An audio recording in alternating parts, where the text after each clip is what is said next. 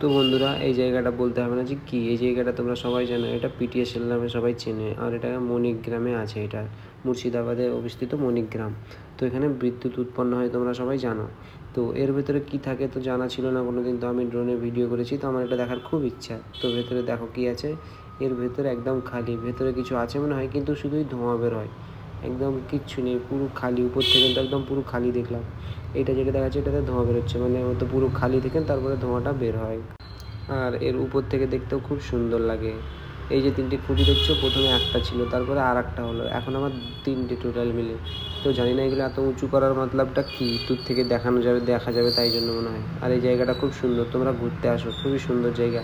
আমি তো গেছি ঘুরতে, খুব সুন্দরই জায়গা। এখানে একটা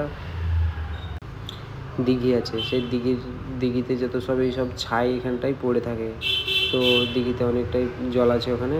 আর এখানে ছবি টবি তুলতে খুব সুন্দর হয়, তোমরা আসো ডিএসএলআর নিয়ে ছবি তুলবে।